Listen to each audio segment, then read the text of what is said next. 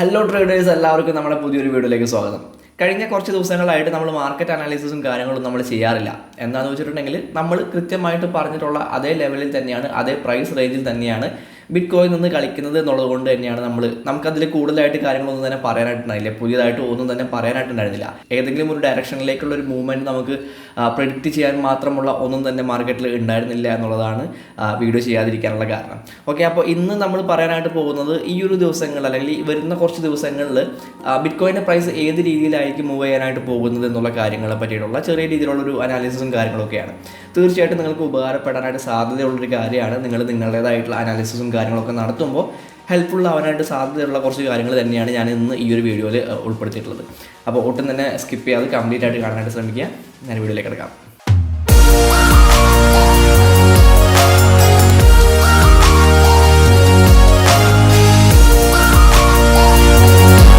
Okay guys, ഇപ്പോൾ നമ്മൾ നിൽക്കുന്നത് ബിറ്റ് കോയിൻ്റെ ഒരു $US പെയറിലുള്ള വീക്ക്ലി ടൈം ഫ്രെയിമിലുള്ള ഒരു ചാർട്ടിലാണ് നിൽക്കുന്നത്. നമ്മളിന്ന് 3 ടൈം ഫ്രെയിമിൽ നിന്നുകൊണ്ടായിരിക്കും കാര്യങ്ങൾ സംസാരിക്കാനായിട്ട് പോകുന്നത്. 1 വീക്ക്ലി ടൈം ഫ്രെയിമും, 2 ഡെയിലി ടൈം ഫ്രെയിമും, 3 ഒരു ഫോർവേഡ് ടൈം ഫ്രെയിമും.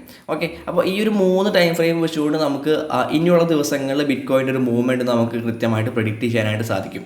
ഓക്കെ, ഈ വീക്ക്ലി ടൈം ഫ്രെയിമിൽ ഞാനിവിടെ ഒരു 200 പീരീഡ് വീക്ക്ലി മൂവിങ് ആവറേജ് ഞാൻ ഇട്ടിട്ടുണ്ട്. ഈ റെഡ് ലൈനാണ് ഈ 200 പീരീഡ് വീക്ക്ലി മൂവിങ് ആവറേജ് എന്ന് പറയുന്നത്. അപ്പോൾ ചാർട്ട് ഒന്ന് സൂം ഔട്ട് ചെയ്ത് കഴിഞ്ഞാൽ നമുക്ക് കൃത്യമായിട്ട് കാണാനായിട്ട് സാധിക്കും. ഈ ഒരു 200 പീരീഡ് വീക്ക്ലി മൂവിങ് ആവറേജ് ഒരു സപ്പോർട്ടായിട്ടായിരുന്നു ആക്ട് ചെയ്തിട്ടുണ്ടായിരുന്നത്. അതായത് ഹിസ്റ്ററി നോക്കുകയാണെന്നുണ്ടെങ്കിൽ ഇതൊരു സപ്പോർട്ടായിട്ട് ആക്ട് ചെയ്തിട്ടുള്ള കാണാനായിട്ട് പറ്റും. ഇവിടെ ഈ ഒരു 2015 ആ ഒരു സമയത്ത് ഇതൊരു സപ്പോർട്ടായിട്ട് ആക്ട് ചെയ്തിട്ടുണ്ട്. അതിനുശേഷം ഇവിടേക്ക് വന്ന് കണ്ടിട്ടുണ്ടെങ്കിൽ 2018 ഇതൊരു സപ്പോർട്ടായിട്ട് ആക്ട് ചെയ്തിട്ടുള്ള കാണാനായിട്ട് പറ്റും. 2018-19 ആ ഒരു ക്രാഷിന് സമയത്ത് ഇതൊരു സപ്പോർട്ടായിട്ട് ആക്ട് ചെയ്തിട്ടുണ്ട്. അതുപോലെ തന്നെ 2020 ഇതൊരു സപ്പോർട്ടായിട്ട് ആക്ട് ചെയ്തിട്ടുള്ള കാണാനായിട്ട് പറ്റും.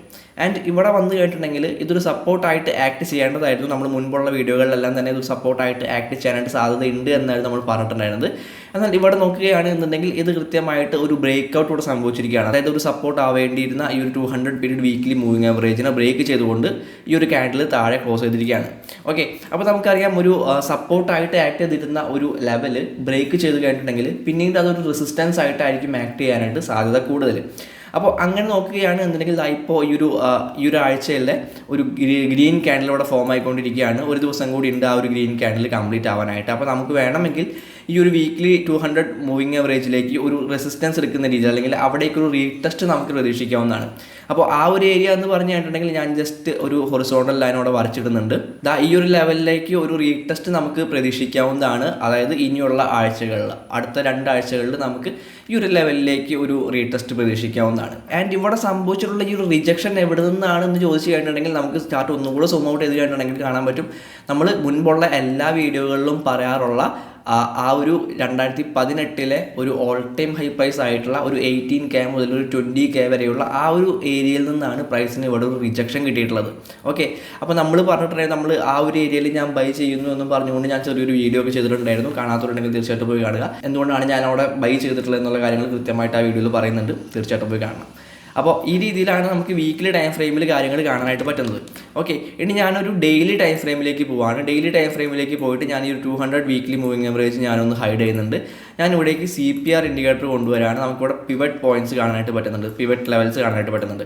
ഓക്കെ, അപ്പോൾ നമുക്ക് ഈ റെഡ് ലൈൻസ് ആണ് നമുക്ക് സപ്പോർട്ടായിട്ട് മന്ത്ലി പിവറ്റ് ലെവൽസ് ആയിട്ട് നമുക്ക് എടുക്കാനായിട്ട് പറ്റുന്ന ഏരിയാസ് എന്ന് പറയുന്നത്. ഓക്കെ, അപ്പോൾ ഇവിടെ നോക്കിക്കഴിഞ്ഞിട്ടുണ്ടെങ്കിൽ ഈ ഒരു ലെവൽ, ഈ ഒരു 24K എന്ന് പറയുന്നത് ഒരു സപ്പോർട്ട് ഏരിയ ആയിരുന്നു, സപ്പോർട്ട് ലെവലായിരുന്നു. ആ ഒരു ലെവലിൽ വളരെ ഗംഭീരമായിട്ടുള്ള ബ്രേക്ക് ഔട്ട് സംഭവിച്ചുകൊണ്ടാണ് ഈ ഒരു 18K എന്ന് പറയുന്ന ഈ ഒരു ലെവലിലേക്ക് പ്രൈസ് എത്തിയിട്ടുണ്ടായിരുന്നത്. ഓക്കെ, അപ്പോൾ ഇവിടെ സംഭവിച്ചിട്ടുള്ള കാര്യം എന്ന് പറയുന്നത് ഇവിടെ നിന്ന് നല്ല രീതിയിലുള്ള ഒരു റിജക്ഷൻ, ഈ ഒരു സപ്പോർട്ട് ഏരിയയിൽ നിന്ന് പ്രൈസ് നല്ല രീതിയിലുള്ള ഒരു റിജക്ഷൻ കിട്ടുകയും ദെൻ പ്രൈസ് ഒരു ഒരു പുതിയ ലോവർ ഹൈ ക്രിയേറ്റ് ചെയ്യുന്ന രീതിയിലുള്ളൊരു മൂവ്മെൻ്റ് ആണ് ഇവിടെ ഉണ്ടാക്കാനായിട്ട് ശ്രമിച്ചുകൊണ്ടിരിക്കുന്നത്. ഓക്കെ, ചാർട്ട് മൊത്തത്തിൽ നോക്കുകയാണെങ്കിൽ നമുക്ക് കൃത്യമായിട്ട് കാണാൻ സാധിക്കും ഈ രീതിയിൽ lower lows and lower highs create ചെയ്തുകൊണ്ടാണ് പ്രൈസ് പോയിക്കൊണ്ടിരിക്കുന്നത്. അപ്പോൾ ഇവിടെയും നമുക്ക് അതേ രീതിയിലുള്ള ഒരു ലോവർ ഹൈ ക്രിയേറ്റ് ചെയ്യുന്ന രീതിയിലുള്ളൊരു മൂവ്മെൻറ്റ് നമുക്ക് ബിറ്റ് കോയിൻ്റെ കാര്യത്തിൽ പ്രതീക്ഷിക്കാവുന്നതാണ്. ദെൻ അതിനുശേഷം ഇവിടുന്ന് റിജക്ഷൻ കിട്ടുകയാണ് എന്നുണ്ടെങ്കിൽ വീണ്ടും പ്രൈസ് ഈ ഒരു 18Kയിലേക്ക് വീണ്ടും പ്രൈസ് ഇറങ്ങി വരാനായിട്ടുള്ള സാധ്യതകൾ നമുക്ക് കാണാനായിട്ടുണ്ട്. ഓക്കെ, അപ്പോൾ ഈ രീതിയിലാണ് നമുക്ക് ഡെയിലി ടൈം ഫ്രെയിമിൽ കുറച്ച് കാര്യങ്ങൾ കാണാനായിട്ട് പറ്റുന്നത്. കൃത്യമായിട്ട് നമുക്ക് ഈ ഒരു ട്രെൻഡ് നോക്കുകയാണെന്നുണ്ടെങ്കിൽ കൃത്യമായിട്ട് ഇനിയും പ്രൈസ് താഴേക്ക് പോകാനായിട്ടുള്ള സാധ്യതകൾ നമുക്ക് കാണാനായിട്ട് പറ്റും. ഈ ഒരു 18Kയും ബ്രേക്ക് ചെയ്തുകൊണ്ട് താഴേക്ക് പോകുമോ എന്ന് ചോദിച്ചു കഴിഞ്ഞിട്ടുണ്ടെങ്കിൽ അത് പറയാറായിട്ടില്ല. അങ്ങനെ സംഭവിക്കുകയാണ് എന്നുണ്ടെങ്കിൽ തീർച്ചയായിട്ടും ഈ ഒരു 10K എന്ന് പറയുന്നതാണ് പിന്നീട് വരുന്ന ഈ ഒരു CPR ഇൻഡിക്കേറ്റർ വെച്ച് നോക്കുകയാണെങ്കിൽ പിന്നീട് വരുന്ന ഈ ഒരു പിവറ്റ് ലെവൽ എന്ന് പറയുന്നത് ആ ഒരു ലെവലാണ്. ഓക്കെ, അപ്പോൾ തൽക്കാലത്തേക്ക് നമുക്ക് അത്രയ്ക്കൊന്നും പോകേണ്ട ആവശ്യമില്ല. കാരണം നമുക്ക് അവിടേക്ക് പ്രൈസ് പോകുമെന്ന് പറയാൻ മാത്രമുള്ള ഒന്നും തന്നെ നമുക്ക് ഇവിടെ കിട്ടിയിട്ടില്ല. അതിന് മാത്രമുള്ള കൺഫർമേഷനും കാര്യങ്ങളും നമുക്ക് കിട്ടിയിട്ടില്ല. അപ്പോൾ അതെല്ലാം കിട്ടിയതിന് ശേഷം മാത്രം നമുക്ക് അതിലേക്ക് കടന്നാൽ മതി. ഇപ്പോൾ നിലവിൽ അല്ലെങ്കിൽ 1-2 ആഴ്ച കൊണ്ട് നമുക്ക് ഏത് രീതിയിലുള്ളൊരു മൂവ്മെൻ്റ് ആയിരിക്കും പ്രതീക്ഷിക്കാനായിട്ട് സാധിക്കുന്നത് എന്നുള്ള കാര്യങ്ങളാണ് നമ്മൾ ഇപ്പോൾ ഈ പറഞ്ഞുകൊണ്ടിരിക്കുന്നത്. ഓക്കെ, അപ്പോൾ നമുക്ക് ആ ഒരു ലെവലിലേക്ക് വേണമെങ്കിൽ ഒരു റീടെസ്റ്റ് പ്രതീക്ഷിക്കാം. നമ്മൾ ഈ വരച്ച് വെച്ചിട്ടുള്ള പോലെ ഉള്ള ചെറിയൊരു പ്രൈസ് മൂവ്മെൻറ്റ് നമുക്ക് പ്രതീക്ഷിക്കാവുന്നതാണ്.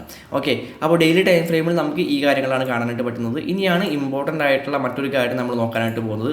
4 hour ടൈം ഫ്രെയിമിലേക്ക് പോവാണ്. ഈ ഒരു 4 hour ടൈം ഫ്രെയിമിലേക്ക് ഞാൻ പോകുന്നുണ്ട്. അപ്പോൾ ഇവിടെ നമുക്ക് കൃത്യമായിട്ടുള്ള ഒരു ചാർട്ട് പാറ്റേൺ കാണാനായിട്ട് സാധിക്കുന്നുണ്ട്.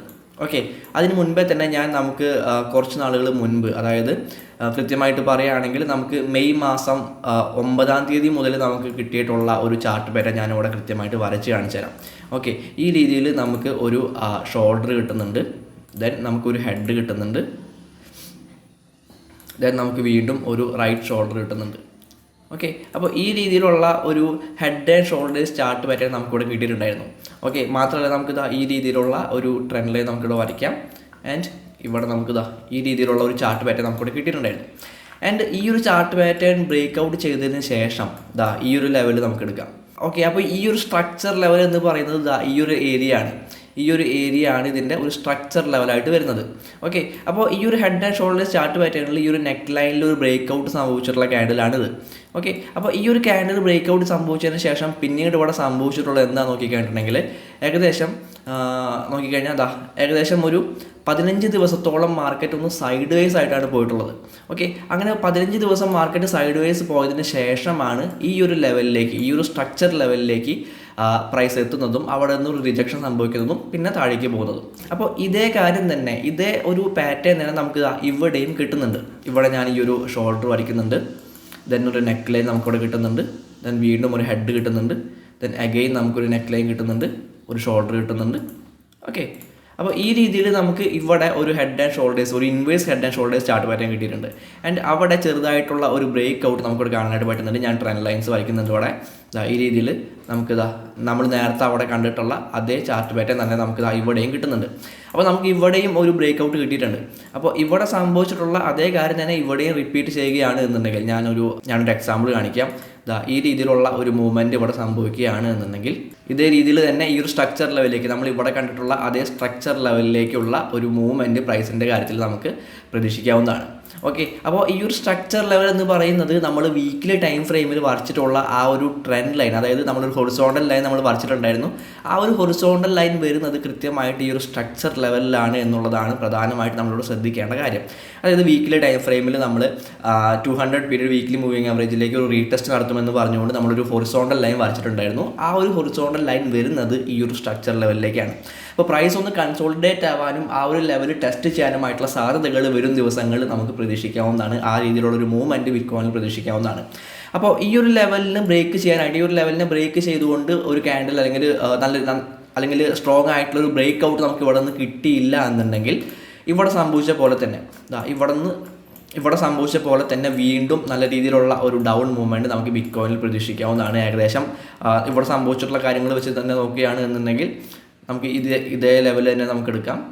ഈ രീതിയിൽ ഏകദേശം ഒരു 15K വരെയൊക്കെ പ്രൈസ് പോകാനായിട്ട് ചാൻസ് ഉണ്ട് എന്ന് നമുക്ക് വേണമെങ്കിൽ പറയാം. അതായത് ഈ ഒരു സ്ട്രക്ചർ ലെവലിൽ നിന്ന് കൃത്യമായിട്ടുള്ള ശക്തമായിട്ടുള്ള ഒരു റിജക്ഷൻ കിട്ടുകയാണ് എന്നുണ്ടെങ്കിൽ തീർച്ചയായിട്ടും ഈ ഒരു 15K എന്ന് പറയുന്ന പ്രൈസിലേക്ക് ബിറ്റ്കോയിൻ പോകാനായിട്ട് സാധ്യതയുണ്ട്. ഇനി അതല്ല, ആ ഒരു സ്ട്രക്ചർ ലെവലിനെ ബ്രേക്ക് ചെയ്യാനായിട്ട് നല്ല വോളിയത്തോട് കൂടിയിട്ട് നല്ല സ്ട്രോങ് ആയിട്ടുള്ള ക്യാൻഡിൽസ് കൊണ്ട് ആ ഒരു സ്ട്രക്ചർ ലെവലിനെ ബ്രേക്ക് ചെയ്യാനായിട്ട് സാധിച്ചിട്ടുണ്ടെങ്കിൽ ദെൻ നമുക്ക് വീണ്ടും കുറച്ചുകൂടെ ഒന്ന് മുകളിലേക്കുള്ളൊരു മൂവ്മെൻറ്റ് നമുക്ക് ബിറ്റ്കോയിനിൽ പ്രതീക്ഷിക്കാവുന്നതാണ്. ഓക്കെ, അപ്പോൾ ഇത്രയും കാര്യങ്ങളാണ് നമ്മൾ ഇന്നത്തെ ഒരു വീഡിയോയിൽ പറയാനായിട്ട് ഉദ്ദേശിച്ചിട്ടുള്ളത്. ഞാൻ ഏറ്റവും ആദ്യം പറഞ്ഞ പോലെ തന്നെ നിങ്ങൾ നിങ്ങളുടേതായിട്ടുള്ള റിസർച്ചും കാര്യങ്ങളും നിങ്ങളുടേതായിട്ടുള്ള അനാലിസിസും കാര്യങ്ങളൊക്കെ നടത്തുമ്പോൾ അതിന് ഹെൽപ്ഫുൾ ആവുന്ന എന്തെങ്കിലും കാര്യങ്ങൾ ഈ ഒരു വീഡിയോയിൽ നിന്ന് കിട്ടുന്നുണ്ട് എന്നുണ്ടെങ്കിൽ അത് മാത്രം എടുക്കുക, ബാക്കി എല്ലാ കാര്യങ്ങളും വിട്ടേക്കുക. Happy trading. അടുത്തൊരു വീഡിയോയിൽ കാണാം.